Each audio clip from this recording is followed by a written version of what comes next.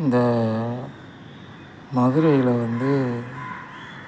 அரசு பொது மருத்துவமனை, ராஜாஜி அரசு பொது மருத்துவமனை, அங்கே இந்த தன்னார்வலர்கள் மக்களுக்கு உணவு வழங்குறது இந்த யாரோ நடிகர் சூர்யான்னு எங்கள் வியாபாரம் பாதிக்குது, என்னமோ அம்மா நோட்லையும் வச்சு நடத்துகிறானா, அவனை பற்றின விவரங்கள் எங்கள் சித்தர்கள் கவனத்தில் வைக்கிறாங்க. ஆசியோக சித்தர்கள். தம்பி சூர்யா,